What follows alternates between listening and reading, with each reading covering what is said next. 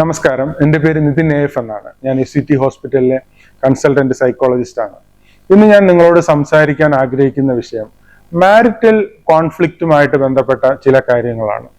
നമ്മുടെ നാട്ടിൽ ദാമ്പത്തിക ബന്ധത്തില് പ്രശ്നങ്ങളൊക്കെ ധാരാളം വർദ്ധിച്ചു വരുന്ന ഒരു കാലഘട്ടത്തിലാണ് നമ്മൾ ജീവിച്ചിരിക്കുന്നത്.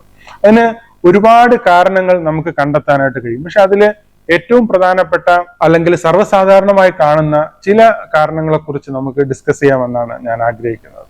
ഇപ്പോ നമ്മുടെ കൾച്ചറലായിട്ടുള്ള പല ഇൻഫ്ലുവൻസും ചില കാര്യങ്ങളൊക്കെ തീർച്ചയായിട്ടും മാരിറ്റൽ ലൈഫിന് ഹെൽപ്പ് ചെയ്യുന്നുണ്ട് എന്നുള്ളത് വസ്തുതയാണ്. അതുപോലെ തന്നെ ചില കാര്യങ്ങൾ മാരിറ്റൽ ലൈഫിന് ദോഷകരമായിട്ട് ബാധിക്കുന്നു എന്നുള്ളതും വസ്തുതയാണ്. ഇപ്പോൾ ഒരു ഉദാഹരണം പറഞ്ഞാൽ, ഇപ്പൊ ന്യൂക്ലിയർ ഫാമിലി സിസ്റ്റത്തിലേക്ക് ഒരു ട്രാൻസിഷൻ, ഒരു ജോയിന്റ് ഫാമിലി സിസ്റ്റത്തിൽ നിന്ന് മാറി വരുന്നുണ്ടെങ്കിലും അത് ഫുള്ളായിട്ട് സംഭവിക്കുന്നില്ല എന്നുള്ളത് ഒരു പരിമിതിയായിട്ട് എനിക്ക് പലപ്പോഴും തോന്നിയിട്ടുണ്ട്. കാരണം ഇപ്പോൾ വിവാഹം കഴിഞ്ഞു കഴിഞ്ഞാൽ ഹസ്ബൻഡിന്റെ ആണെങ്കിലും വൈഫിന്റെ ആണെങ്കിലും പാരൻസ് ഇവരുടെ ലൈഫിൽ ആവശ്യത്തിനും അനാവശ്യത്തിനും ഇടപെടുന്നത് വളരെയേറെ ദോഷം ചെയ്യുന്നതായിട്ടാണ് കാണുന്നത്. കാരണം അവർക്കൊരു ഇൻഡിപെൻഡന്റ് ആയിട്ടുള്ള ഫുള്ളി ഫങ്ഷനിങ് ആയിട്ടുള്ള ലൈഫ് അതുമൂലം നഷ്ടമായി പോകുന്നു എന്നുള്ളത് ഒരു വസ്തുതയാണ്.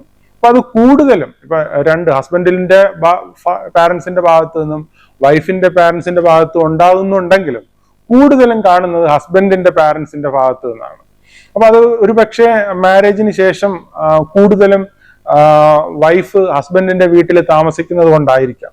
അപ്പൊ എന്തായാലും ഈ ഒരു അറ്റാച്ച്മെന്റ് പ്രോപ്പറായിട്ട് മാരിറ്റൽ ലൈഫിന് ശേഷം ഡിറ്റാച്ച് ചെയ്യേണ്ടത് വളരെയേറെ അത്യാവശ്യമാണ്. കാരണം പാരൻസ് കൂടുതലായിട്ട് മക്കളെ കൺട്രോൾ ചെയ്യാൻ വേണ്ടിയിട്ട് പോകുമ്പോൾ, അത് മാരേജിന് ലൈഫിന് ശേഷവും അത് എക്സ്റ്റെൻഡ് ചെയ്ത് പോകുമ്പോൾ തീർച്ചയായിട്ടും അത് മാരിറ്റൽ ലൈഫിന് ദോഷമായിട്ട് ബാധിക്കുന്നു എന്നുള്ളത് നമ്മൾ എപ്പോഴും ഓർത്തിരിക്കേണ്ടുന്നത് ഒരു വസ്തുതയാണ്. അപ്പോൾ പാരൻസ് ശ്രദ്ധിക്കേണ്ടുന്ന ഒരു കാര്യം, അവർക്ക് അവരുടെ മക്കളെ നല്ല രീതിയിൽ വളർത്തി ഡിസിപ്ലിനൈസ് ചെയ്ത് പാരന്റ് ചെയ്ത് കൊണ്ടുവരിക എന്നുള്ളതാണ് അവരെ സംബന്ധിച്ചിടത്തോളം ഏറ്റവും പ്രധാനപ്പെട്ട കാര്യം. അല്ലാതെ അവര് തിരിച്ച് പാരന്റ്സ് അവർ വിചാരിക്കുന്നത് പോലെ മക്കൾ വരണം, അല്ലെങ്കിൽ ഹസ്ബൻഡിനെയും അല്ലെങ്കിൽ കല്യാണം കഴിച്ചു വന്ന പെൺകുട്ടിയൊക്കെ തന്നെ ഈ പാരന്റ്സ് പറയുന്ന പോലെ കേൾക്കണം എന്നുള്ള രീതിയിൽ ഫാമിലിയുടെ ഫങ്ഷനിങ് അല്ലെങ്കിൽ ആ ഒരു റിലേഷൻഷിപ്പ് ഡൈനാമിക്സ് പോകുമ്പോൾ പുതുതായിട്ട് രൂപീകരിക്കപ്പെട്ട ആ ദാമ്പത്യ ജീവിതത്തെ ബാധിക്കുന്നതായിട്ടാണ് പൊതുവിൽ കാണുന്നത്. അത് നമ്മുടെ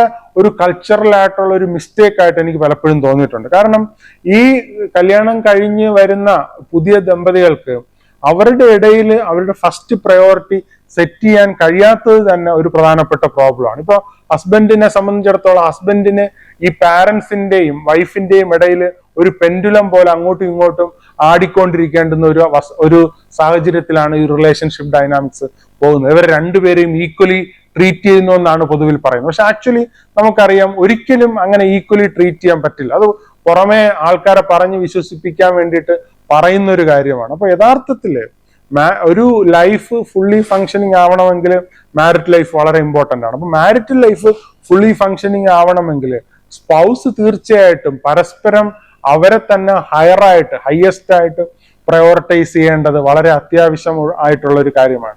എന്നാൽ മാത്രമേ അവർക്കൊരു ഇൻഡിപെൻഡന്റ് ആയിട്ടുള്ള ഓട്ടോണമസ് ആയിട്ടുള്ള ഫുള്ളി ഫങ്ഷനിങ് ആയിട്ടുള്ള ഫ്രീഡം എക്സർസൈസ് ചെയ്യുന്ന കമ്മിറ്റ്മെന്റ് ഉള്ള അല്ലെങ്കിൽ അക്കൗണ്ടബിൾ ആയിട്ടുള്ള റിലേഷൻഷിപ്പ് അവർക്ക് ഉണ്ടാക്കിയെടുക്കാൻ സാധിക്കുള്ളൂ എന്നുള്ളത് നമ്മൾ എപ്പോഴും ഓർത്തിരിക്കുക. അപ്പൊ അവിടെ പ്രത്യേകിച്ച് മെയിൽസ് അല്ലെങ്കിൽ ഹസ്ബൻഡ്സ് ഒക്കെ തന്നെ കുറെ കൂടെ റിയലിസ്റ്റിക് ആയിട്ടും റാഷണൽ ആയിട്ടും പ്രാക്ടിക്കലായിട്ടും ചിന്തിച്ചുകൊണ്ട് ഈ പ്രയോറിറ്റി സെറ്റ് ചെയ്യുക എന്നുള്ളത് വളരെ പ്രധാനപ്പെട്ട ഒരു കാര്യമാണ്. അടുത്ത പ്രയോറിറ്റി പ്രോബ്ലം വരുന്ന എവിടെയാന്ന് വെച്ചാൽ കുട്ടികൾ വരുമ്പോഴാണ്. ഇപ്പം കല്യാണം കഴിഞ്ഞ് ഒരു പക്ഷേ ഫസ്റ്റ് പ്രയോറിറ്റി ഹസ്ബൻഡിന് അല്ലെങ്കിൽ ഫസ്റ്റ് പ്രയോറിറ്റി വൈഫിനാണെങ്കിലും കുഞ്ഞുങ്ങൾ വരുന്നതോടുകൂടെ ഇവരുടെ രണ്ടുപേരുടെയും പ്രയോറിറ്റി മാറി കുട്ടികളിലേക്ക് മാറുകയാണ് ഫസ്റ്റ് പ്രയോറിറ്റി. അപ്പൊ അങ്ങനെ വരുമ്പോ സ്പൗസ് എന്ന് പറയുന്നത് സെക്കൻഡ് പ്രയോറിറ്റിയിലേക്ക് മാറുകയാണ്.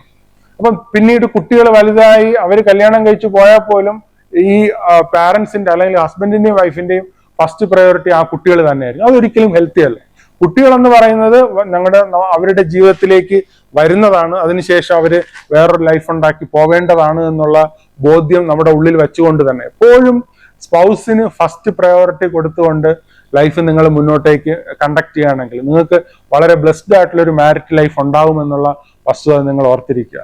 അങ്ങനെ നിങ്ങൾക്ക് വളരെ ബ്ലെസ്ഡ് ആയിട്ടുള്ള ലൈഫ് ഉണ്ടാകട്ടെ എന്ന് ഞാൻ ആത്മാർത്ഥമായിട്ട് ആശംസിക്കുന്നു. Thank you so much. All the best. നേരിന്റെ വാർത്തകൾ നിങ്ങളുടെ വിരൽത്തുമ്പിൽ എത്താനായി സാക് ന്യൂസ് ചാനൽ സബ്സ്ക്രൈബ് ചെയ്തും ഷെയർ ചെയ്തും ഒരു ശരിയായ മാധ്യമ നിലപാടിന് നിൽക്കാൻ ഞങ്ങൾ നിങ്ങളെ ക്ഷണിക്കുന്നു.